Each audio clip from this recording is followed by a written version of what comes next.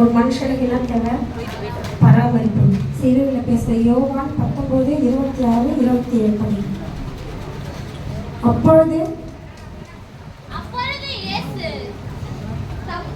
அப்பொழுது இயேசு தம்முடைய தாயையும் அருகே நின்ற தமக்கு அன்பாயிருந்த சீஷனையும் கண்டு தம்முடைய தாயை நோக்கி, ஸ்திரீயே, அதோ உன் மகன் என்றார்.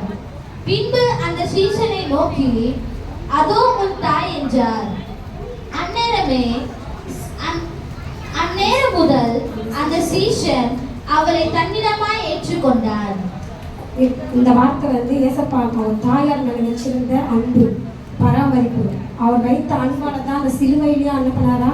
அவங்க தாயை நோக்கி பார்த்தாரு. இந்த வார்த்தை ஏசப்பா தாயாருடைய கண்ணீரை துடைக்கிற வார்த்தை. அவங்களுக்கு அடைக்கலமே இல்லாத தான் என்ன செய்ய போறோம், தன் மகன் கண் எதிர்க்க இப்படி சிலுவை இருக்கும்போது அவங்க தாயாரோட ஒன்றும் இல்லை, சின்ன குழந்தை நம்ம கண் எதிர்க்க விழுந்தா நம்ம எவ்வளோ பருத வைக்கிறோம். அப்போ அவங்க கண் எதிர்க்க ஆண்டோட சிலுவைகளை அடிச்சு அரைஞ்சி சித்திரவதை பாதை அவ்வளோவா அவங்க பொறுத்து அந்த இடத்துல நிற்கிறாங்கன்னா தேவ சித்தம் நிறைவேறணும். ஏன்னா மரியாளுக்கு தேவ தூதர்கள் சொல்லும்போது நான் கர்த்தருடைய சித்தத்தின் தான் உங்களுக்கு இதுவாக அதனால அவங்க என்ன பண்ணாங்க, அந்த சிலுவையில் அவங்க என்ன பண்ணாங்க, அமைதியாக நின்றாங்க. இந்த வார்த்தை ஏசப்பாவுடைய தாயாருடைய கண்ணீரை துடைக்கிற வார்த்தை, அடைக்கலமான வார்த்தை, ஆறுதல் கொடுக்கிற வார்த்தை. ஆறுதல் இல்லாம பெற்றெடுத்த தாயும் ஏசப்பாவை நம்பி வந்த சீஷனுக்கும் தேவன் கொடுக்கிற ஒரு கரிசனமுள்ள ஒரு வார்த்தை. ஏன்னா இந்த இப்போதைக்கு அவருடைய சித்தம் முடிஞ்சு போக நம்ம தாயாரை விட்டு நம்ம போகும்போது என்ன பண்ணுவாரு, அப்போ கூட அவர் அங்கலாய்ப்பு. இந்த மிகுந்த வேதனையில என்ன பண்ணாரா, சிலுவையிலிருந்து தன் தாயை பெற்றெடுத்த தாயை நோக்கி அவர் மறக்கலையா. அவங்க தாய் என்ன பண்ணா, அந்த சிலுவையிலேயே மறக்காதே. அவருடைய கண்கள் அவர் இறுதி வேலையை நெருங்கி கொண்டிருந்த போது கூட ஏசப்பா என்ன பண்ணாரா, அவருடைய தாயை நோக்கி பார்த்து கொண்டிருந்தாராம். ஏசப்பா தாயார் உள்ள வந்து என்ன பண்ணா, அந்த சிலுவையில் அறையில நிற்கும் போது அவங்க உள்ள உடைச்சி நொந்து ஏக்கத்தோடு கவலையோட தத்தளித்து இனி நம்ம என்ன செய்ய போறோம்னு வேதனையோட ஏசப்பாவுடைய பாதத்தில் நின்று கொண்டிருந்தாலும் அப்ப கூட ஆண்டவர் நம்மளுக்கு சொல்லுகிறார் வாக்கு தத்துவம், நான் உங்களை திக்கற்றலாக விடேன், உங்களிடத்தில் வருவேன் அப்படின்னு சொல்லியிருக்கிறாரு. மரியாளும் யோவானும் சிலுவையில் அருகிலே நின்று கொண்டிருந்தார்கள். சிலுவையில் அருகில் இருப்பவர்களுக்கு தான் தேவனுடைய சத்தம் கேட்கும். இப்போ அவங்க கண்டி தூரமா நின்றுருந்தாங்கன்னா தேவனுடைய சத்தம் அவங்களுக்கு கேட்டு இருக்காரு. எல்லாமே அவங்கள விட்டு போனாலும் அவங்க பக்கத்துல யார் நின்னாங்க, யோவான் அவங்க தாயார் அங்க இருக்கிற ஸ்திரீங்க தான் நின்னாங்க. அப்ப நம்ம சிலுவையில் அருகில் இருப்பவர்கள் தான் நல்ல ஒரு ஆவிக்குரிய உறவு நம்மளுக்கு கிடைக்கும். சிலுவையில் அருகில் செல்பவர்கள் தான் புதிய பொறுப்பு ஆண்டவர் தருவாரு. இப்ப நம்ம சபைக்கு வந்துனே இருந்தாதான் ஐயா என்ன பண்ணாரு, நம்மளுக்கு ஒரு பொறுப்பு கொடுத்து இப்ப எல்லாருமே என்ன பண்ணுங்க, ஆராதிங்க, நீங்க மெசேஜ் கொடுங்க. இப்ப ஐயா வெளியாளுக்கு கொடுக்க முடியுமா? நம்ம சிலுவையிட்ட தேவ சமூகத்தை தேடி வருவங்களுக்கு தான் கர்த்தர் என்ன பண்றாரு, ஆவிக்குரிய உறவு கிடைக்கும். நம்ம சிலுவையில் அருகில் செல்பவர்கள் தான் புதிய பொறுப்பு தருவாரு. நீங்களும் நானும் இப்ப நம்ம எங்க நிக்கிறோம், சிலுவையில் அருகிலையா அல்லது தூரத்திலையா? நம்மள ஒவ்வொருவரையும் மனசுக்குள்ள வச்சு நம்ம எங்க இப்போ நிக்கிறோம்.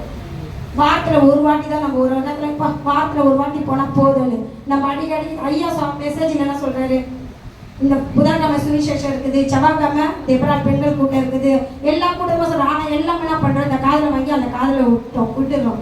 நம்ம சபைக்கு வரதான் நம்மளுக்கு ஏசப்பாக்கு ஒரு ஐக்கியம் நம்மளுக்கு வரும். அவருடைய சத்தத்தை அவங்க சிலுவையில் அருகில் 2 பேர் நிற்கிறதா அவங்களுக்கு ஒரு ரட்சிப்பா. தாய்க்கோ பிள்ளை இல்லை, அவங்களுக்கு ஒரு மகன் பொறுப்பா கொடுத்தாரு. தாயை இழந்த பிள்ளைக்கு மகன் அவங்களுக்கு ஒரு அவங்க சிலுவையில் அவங்க நிற்காத இருந்தா ஆண்டர் பட்சத்துல இல்லைன்னா அவங்களுக்கு எதுவுமே கிடைச்சிருக்காது. ஏசு என்ன பண்ணாரா, அந்த சிலுவையில என்ன பண்ணாரா, பொறுப்புள்ள மகனா இருந்தாராம். உபத்திரத்திலே என்ன பண்ணாரா, உத்தரவாத உள்ள மகனாரா. இப்ப இருக்கிற பிள்ளைங்க அப்படி இருக்காங்களா? அந்த உபத்திரத்திலேயே என்ன பண்றாங்களா, உத்தரவுள்ள மகனா இருந்தாராம். அவருடைய உபத்திரத்துல உத்தரவுள்ள மகளா இருந்தாராம். ஏசப்பா தாய்க்கு செய்ய வேண்டிய கடமை என்ன பண்ணா செஞ்சு முடிச்சாராம். இப்போ வேலைக்கு போற பிள்ளைங்க என்ன பண்றாங்க, இப்போதைக்கு இருக்கிற காலகட்டத்துக்கு தாய் தகப்பனை பார்க்க மாட்டாங்க. ஆனா நியாயப்பிரமாண கட்டளை 5வது ஆயிரத்துல தாய் தகப்பனை ஆண்டு என்ன சொல்றாங்க, கனப்படுத்திடுறாங்க. இப்ப இருக்கிற பிள்ளைங்க என்ன பண்றாங்க, கனப்படுத்துது. இப்ப இருக்கிற சூழ்நிலையே மாறுது. தாய் தகப்பனை அப்படியே விட்டுட்டு போயிடுறாங்க. ஆனா கர்த்தர் அந்த சிலுவையில தான் ஜீவம் போற நேரத்துல கூட என்ன பண்ணாரா, அவருடைய கண் அவர் தாயை நோக்கி பார்த்து கொண்டிருந்தான். அவங்க தாயார் என்ன பண்ணாங்க, அவங்க தன் மகனை நோக்கி பாருங்க, என் நிலைமை அவ்வளவுதான் முடிஞ்சிருச்சு, இனி எனக்கு யாரு என்னோட அவனுக்கு ஒரு தவிப்பு, ஒரு தத்தெரிப்பு, ஒரு வேதனை, கவலை, கண்ணீர், கஷ்டத்தோட அவங்க என்ன பண்ணாங்க, தேவ பாதத்துல இருக்கிறாங்க. அதே மாதிரியான நம்மளும் மரியாதை போல தேவ பாதத்துல ஒவ்வொரு நாளும் நம்ம இருக்கணும். ஏசப்பாவுடைய சத்தத்தை கேட்போம், அவர் சித்தம் போல நம்ம செய்வோம். நம்ம வந்து அருகில் நிற்பவர்கள் தான் இதெல்லாம் நம்மளுக்கு கிடைக்கும். கர்த்தர் இந்த வார்த்தை கொடுத்ததுக்கு ஸ்தோத்திரம். தாயா என்னை தேற்றும் ஆண்டவரே, தந்தையா என்னை தாங்கும் ஆண்டவரே, தாயாய் என்னை தேற்றும் ஆண்டவரே, தந்தையாய் என்னை தாங்கும் ஆண்டவரே, நண்பனாய் தோள் கொடுக்கும் ஆண்டவரே, நல்லுறவாய் உடனிருக்கும் ஆண்டவரே, தாயாய் என்னை தேற்றும் ஆண்டவரே, தந்தையாய் என்னை தாங்கும் ஆண்டவரே, நண்பனாய் தோள் கொடுக்கும் ஆண்டவரே, நல்லுறவாய் உடனிருக்கும் ஆண்டவரே, உங்க அன்புக்கு பெரியதப்பா, உங்க பாசம் பெரியதப்பா, உங்க அன்பு பெரியதப்பா,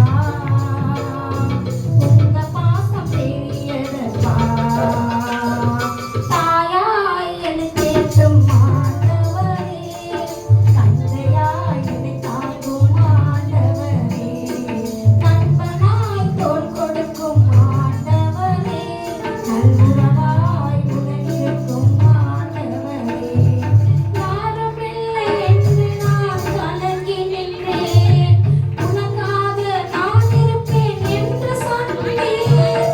யாரும் இல்லை என்று நான் கலங்கி நின்றேன், உனக்காக நான் இருப்பேன் என்று சொன்னேன். கண்மணி போல் காத்தவரே, என் கண்ணீரை நீரே துடைத்தவரே, கண்மணி போல் என்னை காத்தவரே, என் கண்ணீரையும் துடைப்பவரே, உங்க அன்புக்கு அளவே இல்லை, உங்க பாசத்துக்கு ஈடே இல்லை, உங்க அன்புக்கு அளவே இல்லை, உங்க பாசத்துக்கு ஈடே இல்லை, தாயாய் என்னை தேற்றும் ஆண்டவரே, தந்தையாய் என்னை தாங்கும் ஆண்டவரே, நண்பனாய் தோள் கொடுக்கும் ஆண்டவரே, நல்லுறவாய் உடனிருக்கும் ஆண்டவரே, போலியான உறவுகள் உள்ளம் நொந்தேன், உண்மையான உறவாய் உடன் வந்தேன், போலியான உறவுகள் உள்ளம் நொந்தேன், உண்மையான உறவாய் உடன் வந்தேன், உடைந்து போன நாட்களிலே உம்மோடு இருந்து காத்துக் கொண்டேன், உடைந்து போன நாட்களிலே உம்முடன் வைத்து காத்துக் கொண்டேன். உங்க அன்புக்கு அளவே இல்லை, உங்க பாசத்துக்கு ஈடே இல்லை, உங்க அன்புக்கு அளவே இல்லை, உங்க பாசத்துக்கு ஈடே இல்லை, தாயாய் என்னை தேற்றும் ஆண்டவரே, தந்தையாய் என்னை தாங்கும் ஆண்டவரே, நண்பனாய் தோள் கொடுக்கும் ஆண்டவரே, நல்லுறவாய் உடனிருக்கும் ஆண்டவரே. நல்ல கரமா